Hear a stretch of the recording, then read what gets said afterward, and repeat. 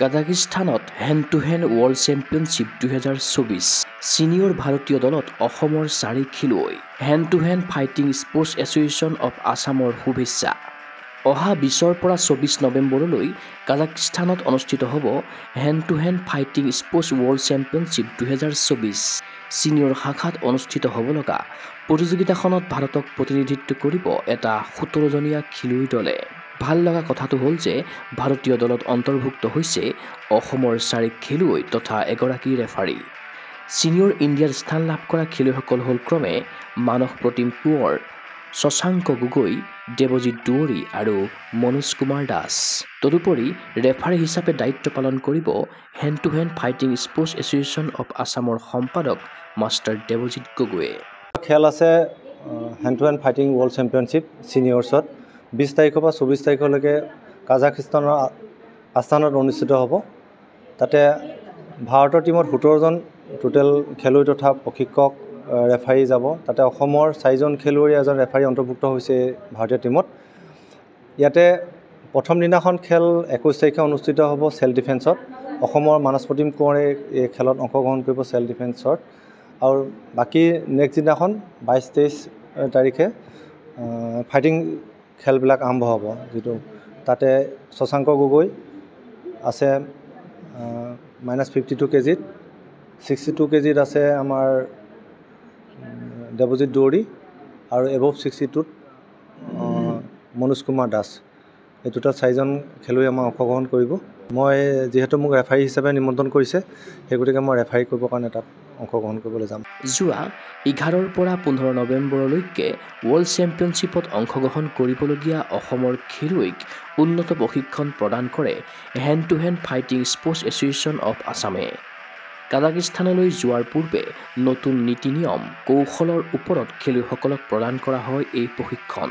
5 দিনৰ অন্তত শুক্ৰবাৰে সন্ধিয়া বেলতলাৰ ইগল মাৰ্চেল আৰ্টছ একাডেমীত খেলুৱৈসকলক শুভেচ্ছা জনোৱাৰ লগতে কিট বিতৰণ কৰে ৰাজ্যিক সন্থাটোৱে।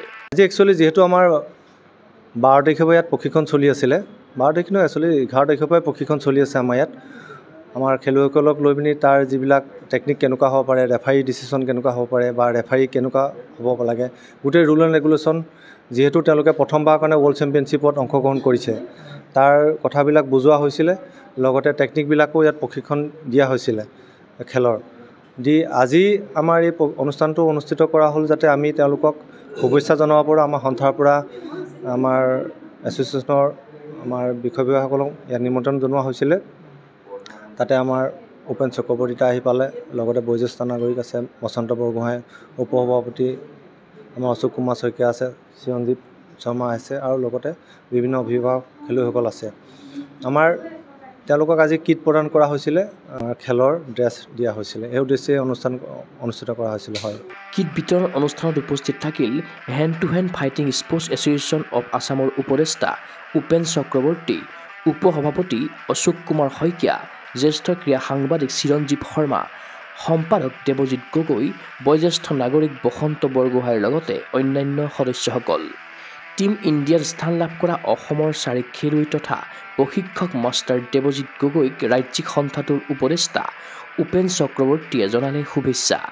হেণ্ড টু হেণ্ড এছ'চিয়েশ্যনৰ এই 4জন প্লেয়াৰ মানে কাজাকিস্তানত যিটো ৱৰ্ল্ড চেম্পিয়নশ্বিপ হৈ আছে তাত অংশগ্ৰহণ কৰিবলৈ যাব।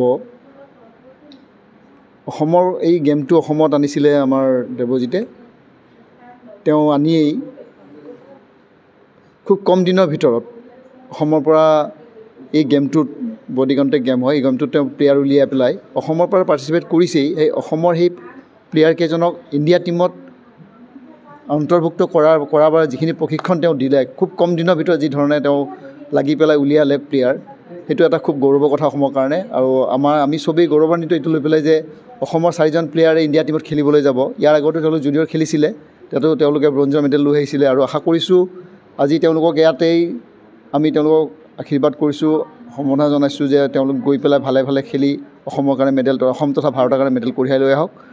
আৰু ভগৱন্তৰ ওচৰত প্ৰাৰ্থনা জনাইছোঁ তেওঁলোক খেলিবলৈ গৈ অসম মাতৃৰ তথা ভাৰতৰ যিটো গৌৰৱ কঢ়িয়াই আনিব, সেই দিনটোলৈ আমি বাট চাই থাকিম।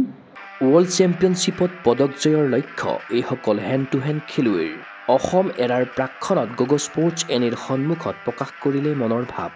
নমস্কাৰ, মোৰ নাম শ্ৰী দেৱজিৎ দুৱৰী, মোৰ ঘৰ শিৱসাগৰত হয়। আমি বৰ্তমান কাজাকিস্তানত অনুষ্ঠিত হোৱা ৱৰ্ল্ড হেণ্ড টু হেণ্ড চেম্পিয়নশ্বিপত অংশগ্ৰহণ কৰিবলৈ গৈ আছোঁ। আপোনালোক সকলোৱে আশীৰ্বাদ কৰিব যাতে আমি ভাল প্ৰদৰ্শন লাভ কৰিব পাৰোঁ।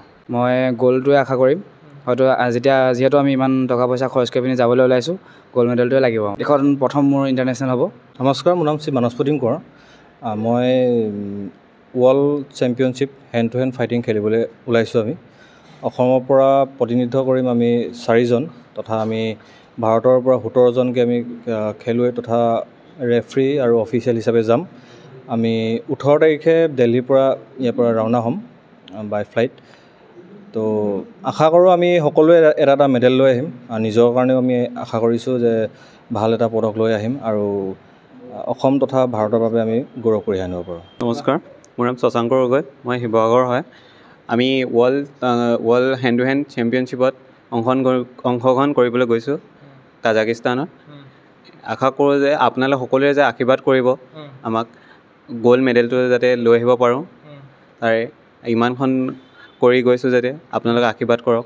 এছ'চিয়েশ্যনক ধন্যবাদ জনাওঁ, কাৰণ আমাৰ মেইনকৈ ছাৰ দেৱজিৎ ছাৰক আমি ধন্যবাদ জনাইছোঁ, কাৰণ তেওঁৱে ইমানখিনি আমাক আগবঢ়াই আনিছে।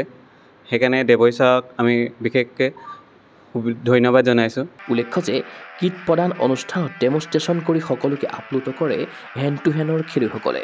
ইফালে 4 খেলুৱৈ আৰু ৰেফাৰী হিচাপে যোৱা দেৱজিৎ গগৈক শুভকামনা জনাইছে hand to hand fighting sports association of আছামৰ সভাপতি পাৰ্থ সাৰথী মহন্তই। ক্ৰীড়া অনুৰাগীৰ আশা কাজাকিস্তানত অপ্ৰতিৰোধ্য হওক অসমৰ ছিনিয়ৰ হেণ্ড টু হেণ্ড খেলুৱৈ। পদক দখলেৰে অসম তথা ভাৰতক কৰক গৌৰৱৰ ভাগিদাৰ। চিন্ময় বৰাৰ প্ৰতিবেদন, গগৈ স্পৰ্টছ এনি। গুৱাহাটীৰ মাজমজিয়াত নৰ্থ ইষ্টৰ প্ৰথমখন এক্সক্লুচিভ মাৰ্চেল আৰ্টছ সামগ্ৰীৰ শ্ব'ৰুম তথা বিপণী Tirupati sports. Karate, wushu, taekwondo, boxing, jujitsu, pencak silat, judo আদি 7টাকৈ সমৰ কলা ইভেণ্টৰ ইউনিফৰ্ম আৰু প্ৰশিক্ষণৰ সামগ্ৰী ইয়াত উপলব্ধ। Tracksuit, jersey, martial arts medal, memento, trophy ক্ৰয় কৰিব পাৰিব পাইকাৰী মূল্যত। ফুটবল, ভলীবল, বাস্কেটবল, ক্ৰিকেট আদি ইভেণ্টৰ সামগ্ৰীৰ ছাপ্লাইৰ বাবে অৰ্ডাৰ ওলোৱা হয়। কাৰাটে, টাইকোৱাণ্ডোৰ নেশ্যনেল ফেডাৰেশ্যনৰ দ্বাৰা এপ্ৰুভড ব্ৰেণ্ড আৰু আপ টু ডেট সামগ্ৰীৰ বাবে একমাত্ৰ বিশ্বাসযোগ্য আৰু নিৰ্ভৰযোগ্য প্ৰতিষ্ঠান। ঠিকনাটো হৈছে doctor B Barua road, house number 52, first floor, Ulubari, Guwahati 7। Phone number 9085083493। Email sanju_regal@rediffmail.com।